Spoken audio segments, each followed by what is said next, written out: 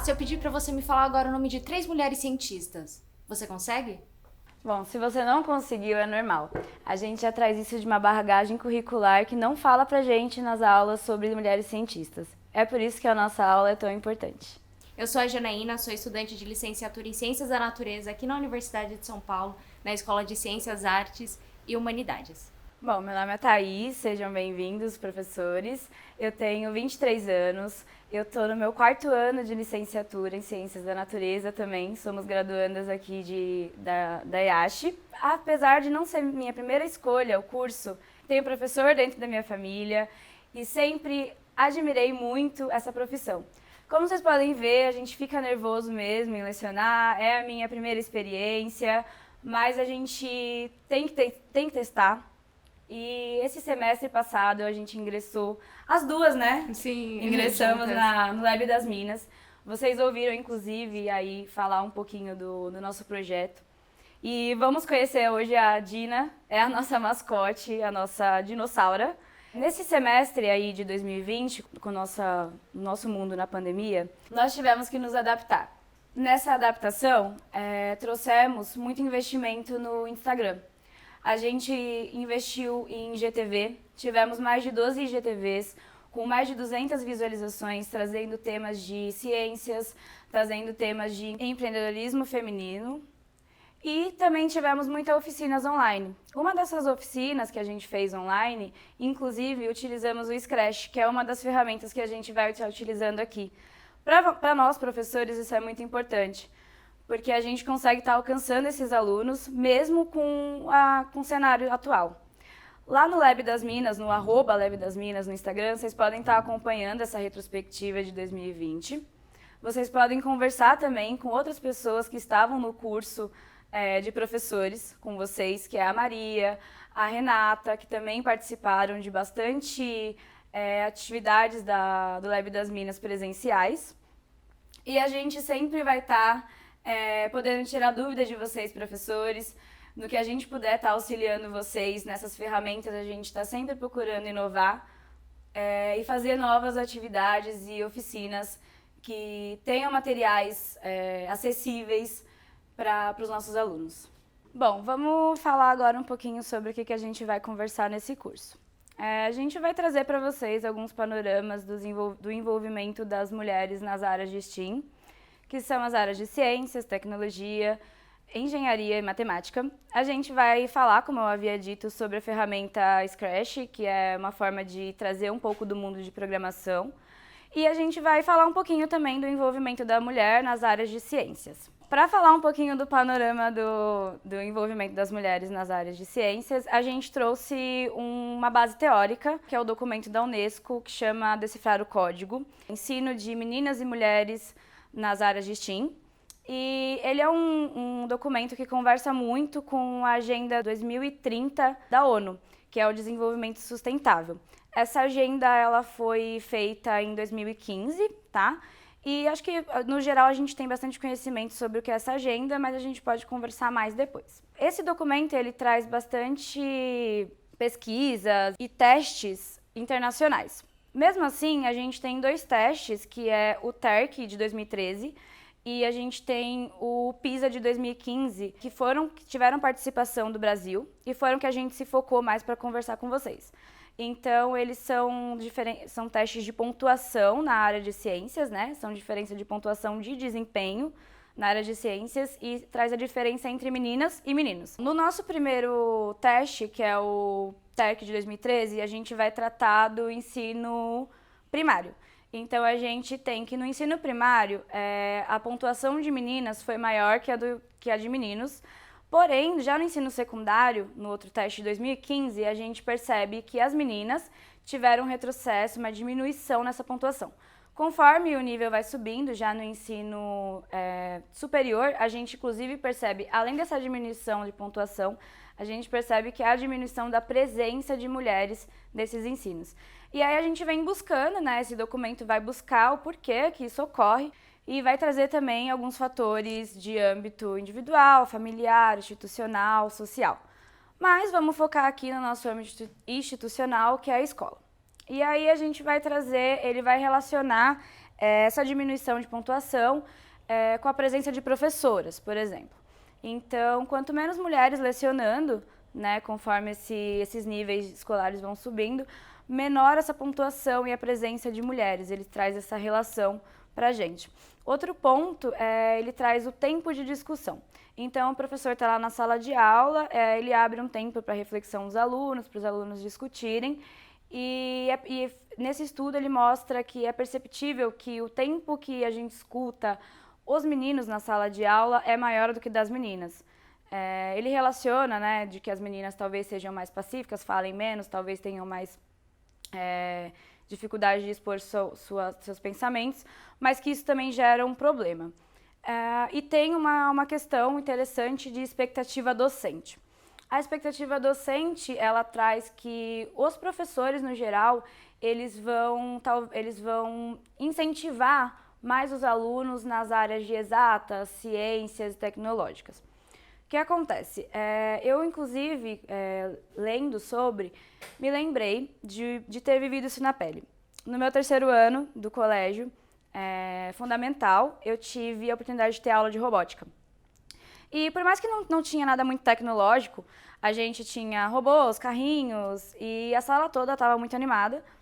Porém, eu percebia nitidamente que faltava o tempo para que as meninas tivessem mais contato, mexendo, né, fisicamente com aqueles carrinhos, porque os professores estavam super levando os meninos para brincar mais e as meninas ficavam muito de fora, porque eu imagino que eles pensavam que os meninos estavam mais interessados, o que era mentira, claramente. E um outro ponto que eles vêm falando é a dualidade do trabalho em grupo. Ou seja, eu acho que volta também bastante no tempo de discussão. Creio que os meninos também se imponham mais e as meninas têm uma posição mais pacífica nos trabalhos, então os meninos acabam sendo ouvidos mais nesse momento. E, além disso, o documento traz estratégias. Essas estratégias, uma das estratégias bem legal é da identidade científica. E eu acho que bastante gente se lembra disso, presenciou, que na nossa base curricular, nos nossos livros didáticos, há uma pequena presença de mulheres, né, na formação do conhecimento. A gente ouve falar de poucas mulheres cientistas, poucos experimentos ligados a mulheres. A nossa colega aqui, Janaína, inclusive, conversando conosco, relatou que, quando estudando filosofia, tinha uma breve linha do tempo onde ela não viu nenhuma mulher, questionou o professor dela. O professor dela falou para ela que isso era normal, porque durante muitos anos a educação tinha sido restrita aos homens. E isso é verdade, não deixa de ser verdade, mas que, na verdade, muitas mulheres também fizeram parte do processo, né, desse processo de conhecimento, estiveram sim dentro de experimentos e não podem ser excluídas. Repensar uma base curricular é necessário. Outra estratégia é envolver meninas em atividades práticas, né? Meninas têm pouco contato com tecnologia. Meninas e meninos, claro, mas meninos têm essa prioridade. Utilizar diferentes recursos para a experiência escolar. Então, a gente também vem trazendo muito isso.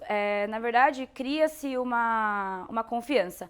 Então, a gente hoje trabalha muito com livro didático, mas muitas vezes você tendo outras ferramentas, você cria uma confiança nos alunos. Às vezes, eles não têm facilidade com um tipo de material, com um tipo de prática, mas tem com outro. Nas escolas, destinar maior tempo à interação com computadores dentro do colégio, ter mais aulas, ter mais tempo com essa tecnologia. E o oferecimento de textos, livros, pesquisas e cursos fora da escola, para que eles continuem com esse contato aí. Então, quando a gente fala em repensar o currículo, a gente pensa também no que vai chegar no final ali dentro da sala de aula, no material didático, né? Assim como a experiência que eu tive, que foi citada pela Thaís, de em um momento estar folheando ali um livro de filosofia e não ver nenhuma mulher dentro daquele livro, isso ainda hoje é presente. A gente tem, nos materiais didáticos, a gente consegue ver aí mulheres nas disciplinas talvez de artes, um pouco de biologia, mas nas ciências exatas a participação de mulheres dentro desses documentos ainda é bem baixa. Então, de acordo com o documento da Unesco que a gente trouxe, a gente tentou propor aqui uma atividade que dá para ser reproduzida dentro da sala de aula. E aí começa falando um pouco sobre a biografia de Lise Meitner, que foi uma austríaca judia. Ela teve que se exilar da perseguição nazista na Suécia. Ela foi a primeira professora titular de física na Alemanha, mas ela teve que perder o cargo por conta da perseguição nazista. É atribuída a ela a descoberta do protactínio, por exemplo, em 1918. É atribuída a ela também o descobrimento do efeito Auger, que, apesar de ter sido descoberto por ela, levou o nome de um outro cientista que o descobriu anos mais tarde. E ela teve uma grande contribuição também na descoberta da fissão nuclear, trabalhando com Otto Hahn no laboratório dele por mais de 30 anos. Como ela era exilada, muitas vezes ela acabava vivenciando de maneira precária. Ela tinha uma vida um pouco mais precária e chegou a trabalhar até mesmo sem remuneração. E aí, o Otto Hahn chegou a ganhar um prêmio Nobel por conta da descoberta da fissão nuclear, mas nunca atribuiu a ela créditos por esse trabalho, em que inclusive foi escrito por ela para Nature. Então, quando a gente fala sobre trazer um pouco dessas mulheres para a sala de aula, a gente dá esse exemplo da Lise Meitner, e aí a gente propõe uma conversa um pouco transversal, porque dá para a gente conversar um pouco sobre a responsabilidade científica na questão das bombas nucleares, dá pra gente falar sobre o projeto Manhattan, dá pra gente falar sobre fissão nuclear, então é um tema bem bacana pra gente trabalhar. E aí a gente vai propor a ferramenta do Scratch para trabalhar um pouco com lógica de programação com os alunos. O Scratch ele é uma ferramenta que ele auxilia aqueles que estão começando a entender o que é programação, inclusive para se trabalhar isso com crianças. A gente propõe que primeiro o professor faça essa aula sobre a Lise, traga ela para dentro da sala de aula, depois fale sobre fissão nuclear, sobre como isso acontece e peça para que os alunos rascunhem o que seria o algoritmo desse processo. O algoritmo ele é uma sequência de passos ordenados para a realização de algum ato. Por exemplo, digamos que eu queira escrever uma carta. Qual seria o algoritmo dessa carta? Bom, eu precisaria pegar um papel, pegar uma caneta, escrever o conteúdo da carta, colocar no envelope e levar para o correio. Esse seria um exemplo de algoritmo. Entretanto, quando a gente fala de trazer isso para a sala de aula, os passos eles podem ser um pouco mais complicados. E é por isso que a gente pede para que os professores peçam para os alunos primeiro rascunharem essa ideia de como seria esse algoritmo, trabalhem um pouco dessa ideia com o algoritmo, até porque o algoritmo ele é a base da lógica de programação. Então a gente vai trazer essa proposta com o Scratch e eu vou mostrar agora para vocês aí na tela um pouco do que eu consegui fazer. É bem simples, entretanto, se o professor ou se os alunos não têm muito conhecimento sobre o Scratch, pode ser um pouquinho mais complicado e demorado. Mas é bem bacana porque vai trabalhar com essa sequência de lógica e é uma coisa bem legal para se trazer para dentro da sala de aula. Quando eu aperto essa bandeirinha verde, eu tenho o meu átomo de urânio aqui, aí chega um nêutron, e esse átomo de urânio ele vai se dividir em um átomo de bário, criptônio e 3 nêutrons resultantes aqui. E esses 3 nêutrons resultantes irão afetar outros átomos de urânio e esse processo encadeia. Eu vou mostrar um pouco de como ele foi construído. Aqui a gente tem os passos, né, que seria esse começo de lógica e da programação. Aqui eu posso adicionar os atores, então eu posso selecionar um ator já do próprio programa, eu posso pintar, posso deixar aleatório ou enviar uma imagem qualquer também. Aqui eu pintei, eu vou mostrar aqui que eu venho em fantasias, olha só, eu desenhei aqui mesmo, busquei reproduzir, tentar representar a eletrosfera, os nêutrons, os prótons aqui, para esse átomo de urânio, né?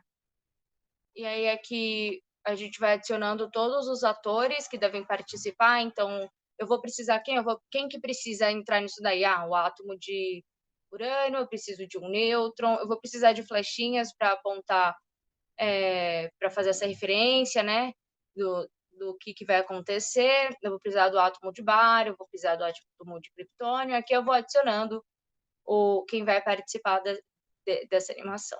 Aqui em código, eu vou colocar qual ação que eu quero que ele desenvolva, né, esse meu personagem. Então, eu tenho movimento, aparência, eventos, controles, sensores. Tenho várias opções aqui, apesar de que, na verdade, eu utilizei pouquíssimas. É algo bem simples. Eu, por exemplo, aqui quando a gente vem no átomo de urânio, a gente vem no código, eu coloquei aqui em eventos, né? Então, quando arrasto para cá, quando a bandeirinha verde for clicada, eu quero que mostre. Mostre quem? meu ator 1, porque tá selecionado nele.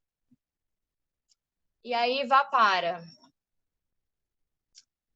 como eu sei para onde eu quero que ele vá, né? Simples, eu tenho as coordenadas aqui de onde o objeto tá, eu arrasto, ele vai me mostrando qual é a coordenada que ele se encontra naquele momento e eu coloco aqui a coordenada para qual eu quero que ele vá.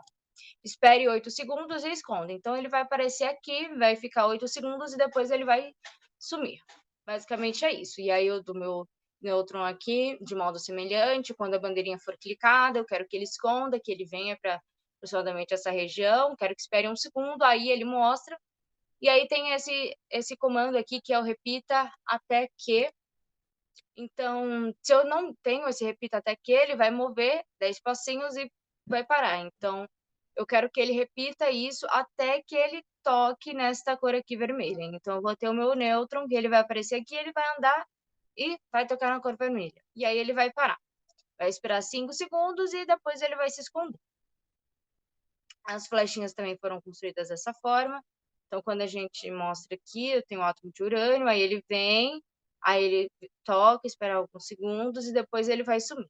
Então, a gente vai fazendo essa sequência de passos para todos esses atores, todos esses objetos que eu incluí aqui. Caso você apresente alguma dificuldade com o Scratch, existe um curso pelo Instituto Federal do Espírito Santo que está aberto, é totalmente online e é super bacana, super fácil. Inclusive, eu tô fazendo aula por lá também e tô aprendendo ainda a utilizar o Scratch. Eu comecei a aprender a usar o Scratch, inclusive, numa oficina. Quando eu acabei de entrar pro Lab das Minas, a Thaís fez comigo, a gente começou a ter uma ideia ali do que era o Scratch. Mas é bem bacana para ser utilizado dentro da sala de aula. E aí, partindo um pouco mais dessa ideia, ai, Janaína, não gostei dessa proposta, não sei, não tô me sentindo muito bem para trabalhar com essa proposta. Existem outros temas que são possíveis de serem trabalhados, porque existiram mulheres que participaram de grandes contribuições aí para diferentes áreas das ciências. Quando a gente lembra da Idade Média, pelo menos a impressão que eu carrego comigo do ensino médio é de que foi aquela idade das trevas.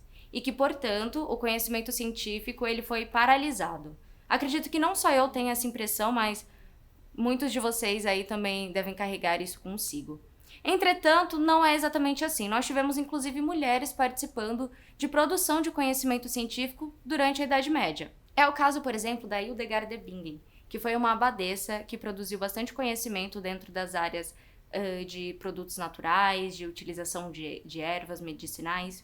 É o caso, por exemplo, da Trotler Salerno, que ela foi uma moça durante a Idade Média também, que produziu bastante conhecimento científico. Inclusive, ela é considerada a primeira ginecologista da história. Então, enquanto a gente tinha ali muitos homens dentro dessa esfera religiosa, a gente tinha também mulher pesquisando sobre fertilidade, sobre nascimento e coisas relacionadas. Nós temos também a Michael Jameson, que é uma mulher brilhante, engenheira, cientista, artista, foi a primeira mulher negra a ir para o espaço e a gente não vê isso dentro da sala de aula. Também temos o caso da Emily de Châtelet, que foi quem traduziu pela primeira vez o Princípio de Newton para o francês, inclusive fez algumas pequenas correções aí que o cientista deixou passar. Bom, professores, então é isso. Vocês podem tirar dúvida com a gente. Vamos conversar. Vai ser muito importante. E só para falar um pouquinho do nosso resumo de aula, a gente conversou um pouquinho dos desafios e das estratégias de mulheres e meninas aí nas áreas de STEAM.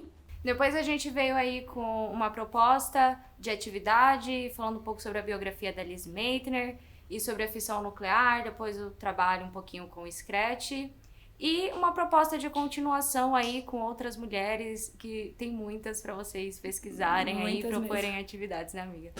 Foi um grande prazer estar aqui com vocês. Espero que vocês tenham gostado. Qualquer dúvida, vocês podem entrar em contato com a gente. Muito obrigada pela participação e até mais. Até mais. Tchau, tchau.